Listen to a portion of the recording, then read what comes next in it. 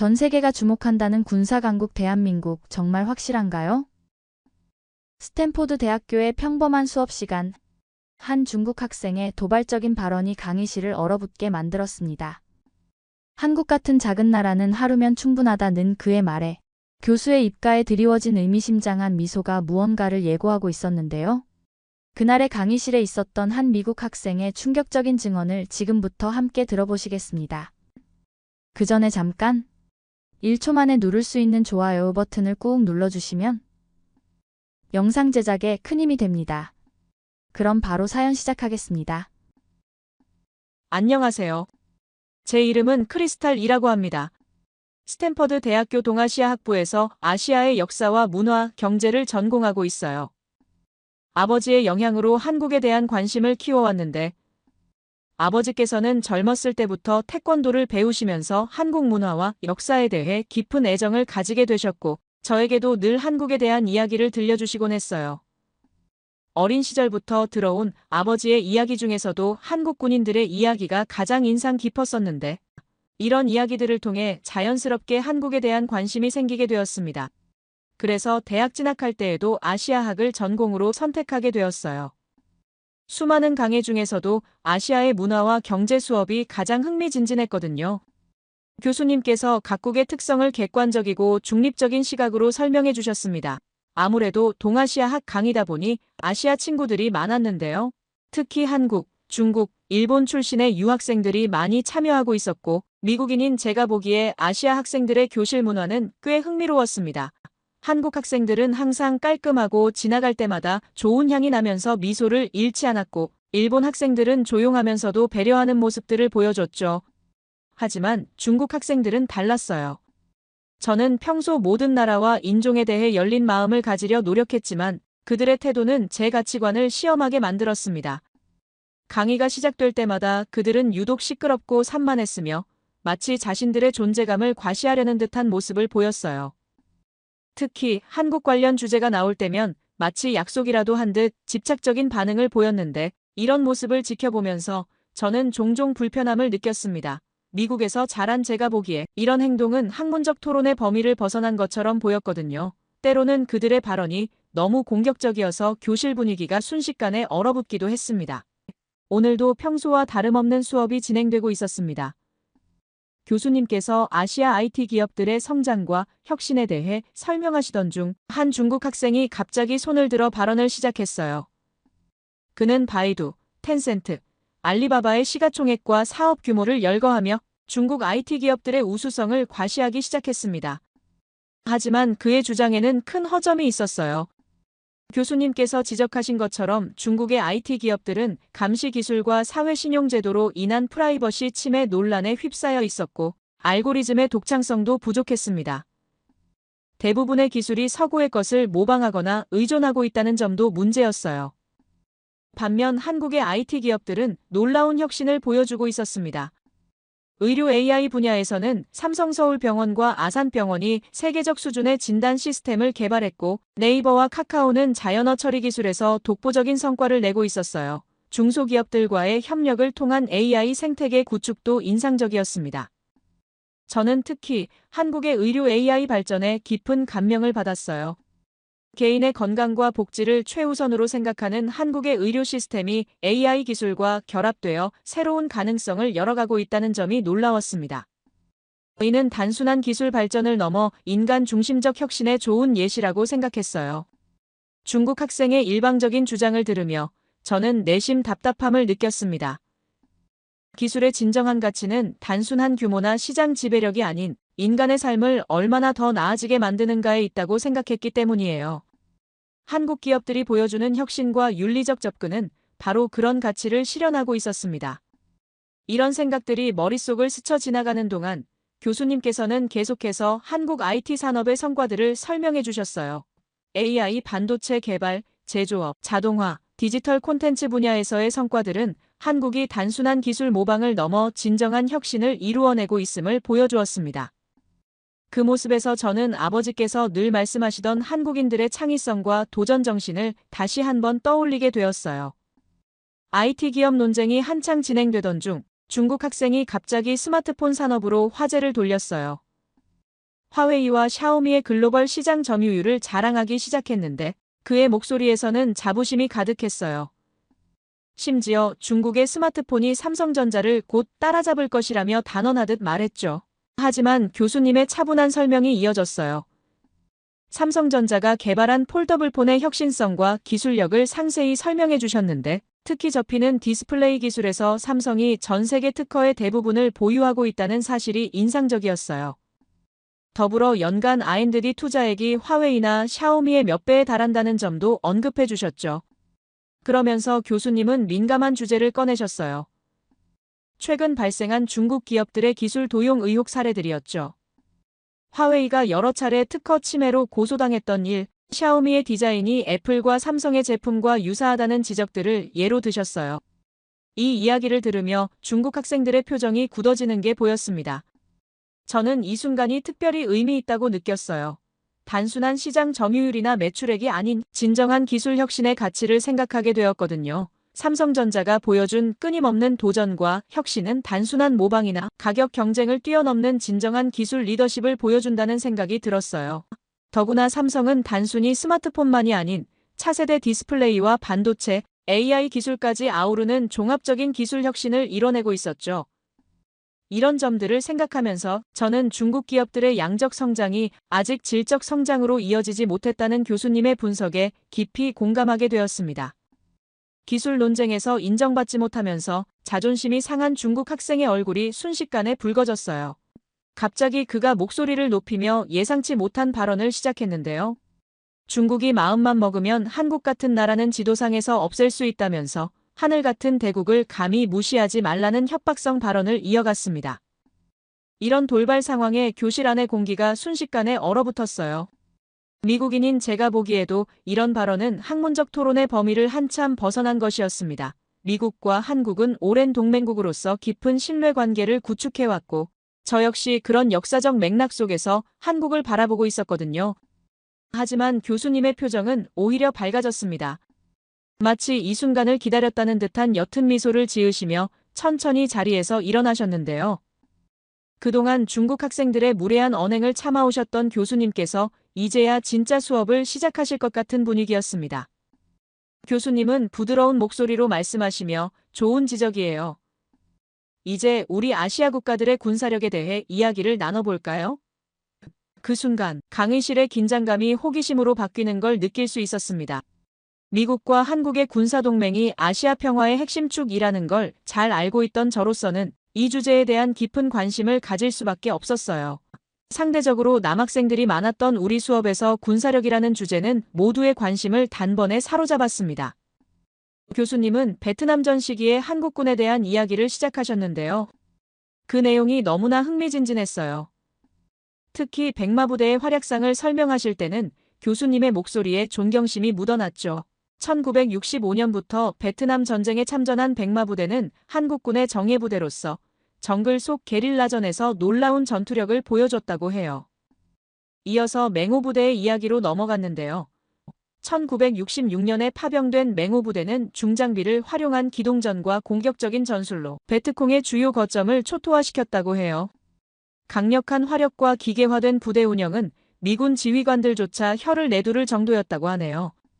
청룡부대의 활약도 정말 대단했는데 1968년에 결성된 청룡부대는 정글전과 고산지대 전투에서 특히 빛을 발했다고 하시더라고요.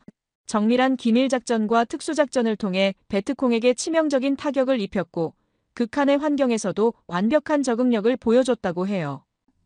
교수님께서는 한국군이 베트남전의 전설이 된 이유를 상세히 설명해 주셨어요. 죽음의 정글이라 불리던 곳에서도 놀라운 생존력을 보여줬고 맹독성 뱀과 말라리아의 위험 속에서도 결코 물러서지 않았다고 해요. 연합군 사령부에서는 한국군을 최고의 전투부대로 인정했다는 말씀도 덧붙이셨죠. 이런 이야기들을 들으며 저는 깊은 감동을 느꼈어요. 미국인으로서 한국군의 이런 모습을 알게 되니 한미동맹의 의미가 더욱 특별하게 다가왔거든요. 교수님의 설명이 이어질수록 앞서 중국 학생이 했던 오만한 발언이 얼마나 무지한 것이었는지 더욱 분명해졌어요.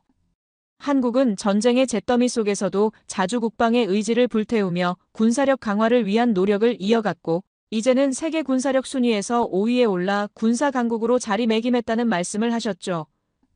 그런데 아까 그 중국인 학생이 또 한 번 손을 들더니 한국의 군사력이 중국과는 비교도 안 된다며 거침없는 발언을 시작했습니다.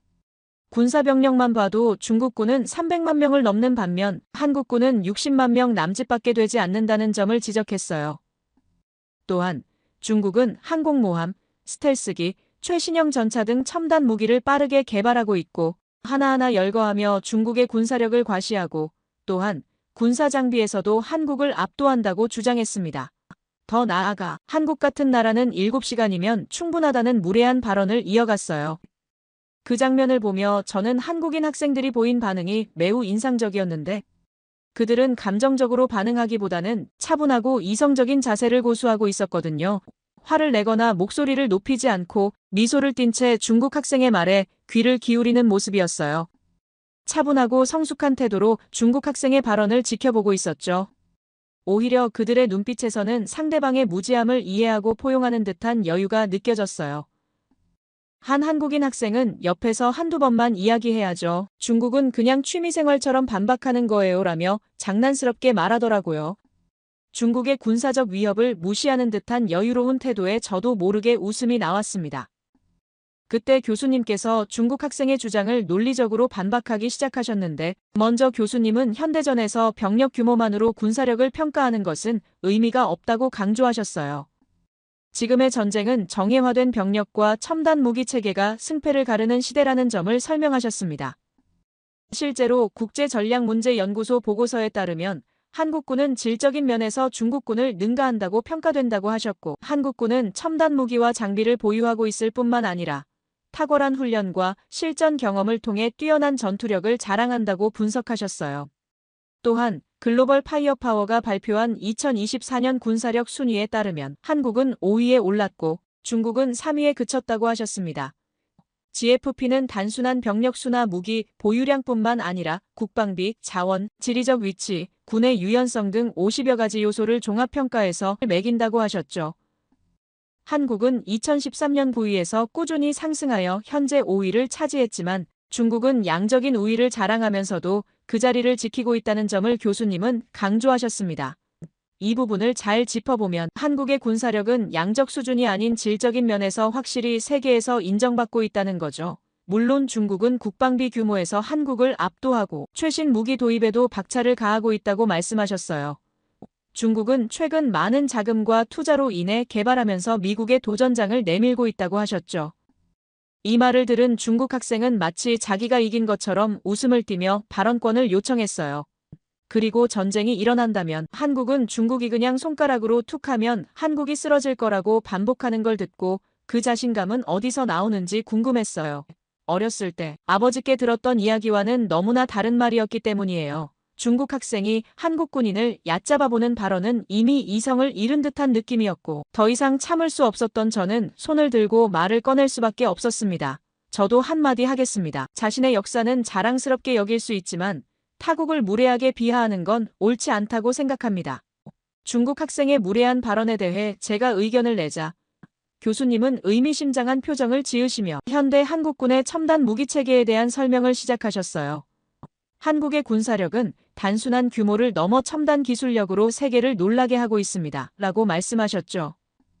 그리고 폴란드의 최근 한국산 무기 도입 사례를 들며 설명을 이어가셨는데 러시아의 우크라이나 침공 이후 폴란드가 K2 흑표전차, K9 자주곡사포, FA 전투기 48대라는 엄청난 규모의 계약을 체결했다고 하시더라고요. 서방 선진국들의 무기체계를 제치고 한국산 무기를 선택했다는 점이 인상적이었어요. 폴란드 국방장관의 말씀도 인용해 주셨는데 기술, 가격, 도입 시기 등을 종합적으로 고려할 때 한국의 무기체계가 가장 적합했다는 평가는 한국의 방산기술 수준을 잘 보여주는 것 같았어요. 더욱 놀라운 것은 단순한 무기 수출을 넘어 기술 이전과 현지 생산까지 이뤄진다는 점이었어요. K2 전차의 경우 다수의 전차를 먼저 도입한 뒤 선진 개발을 통해 450대를 추가로 들여오고 나머지 370대는 현지에서 생산한다고 해요.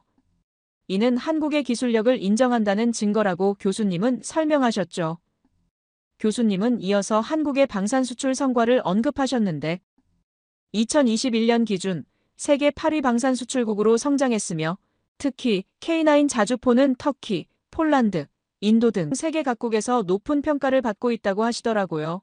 블록 레이저 대공무기 시스템의 개발 성공도 주목할 만했어요. 발사 비용이 기존 미사일의 수천분의 1에 불과하면서도 100% 명중률을 보여준다는 점은 한국의 기술력이 얼마나 앞서 있는지를 보여주는 좋은 예시였죠. 이런 사례들을 들으며 저는 한국의 군사력이 단순한 양적 성장을 넘어 질적인 도약을 이루고 있다는 점을 깊이 이해하게 되었어요.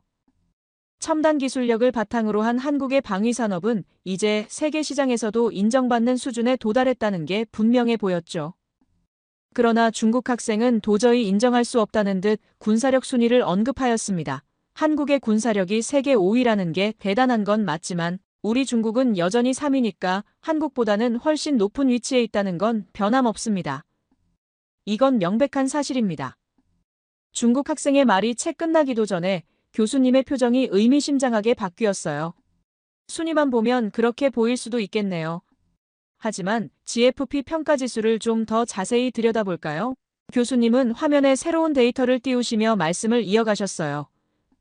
중국의 군사력 지수는 지난 10년간 거의 제자리 걸음을 했지만 한국은 9위에서 5위까지 급상승했다는 점에 주목해야 합니다.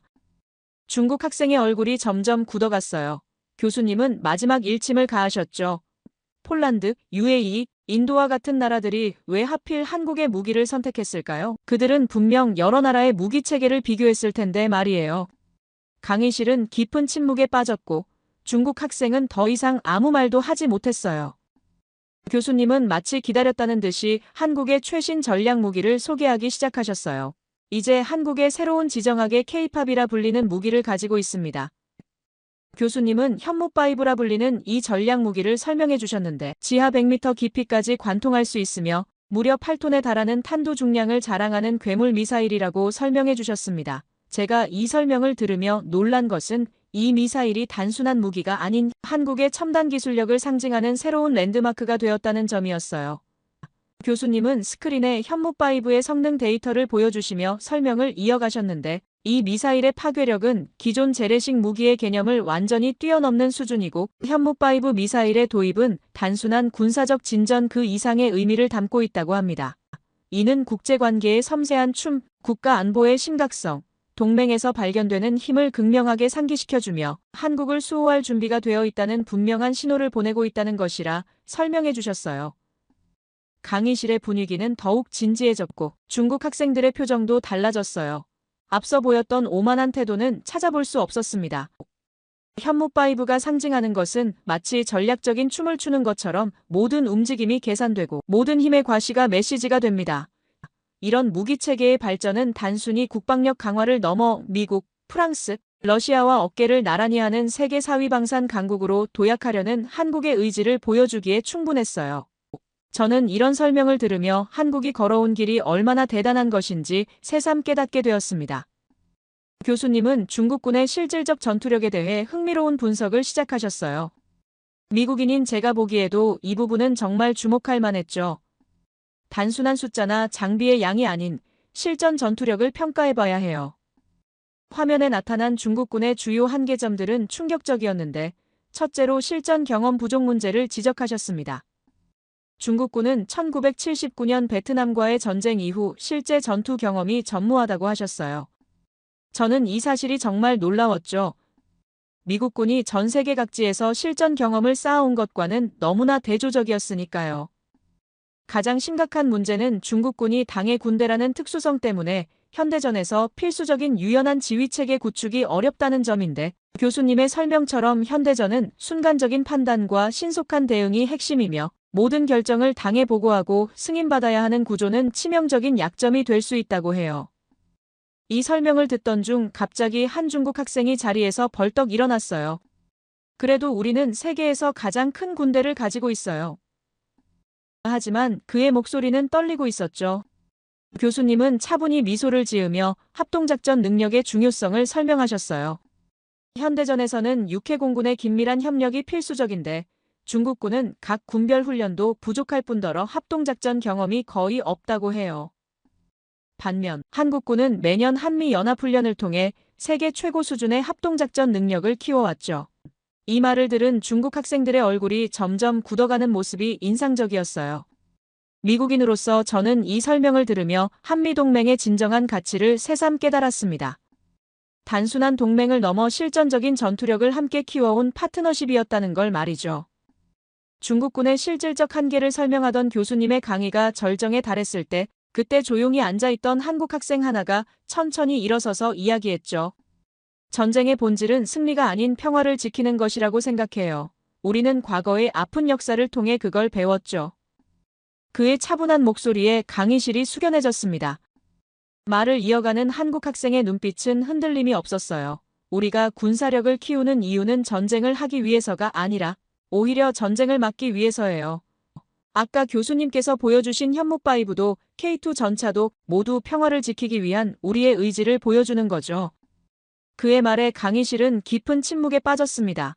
저는 그 순간 한국이라는 나라가 가진 진정한 강인함을 느낄 수 있었어요. 수많은 외침 속에서도 결코 무너지지 않고 오히려 그것을 발판으로 더 강해진 나라, 그리고 그 힘을 평화를 위해 사용하고자 하는 의지를 느낄 수 있었습니다. 중국 학생은 더 이상 할 말을 잃은 듯했어요.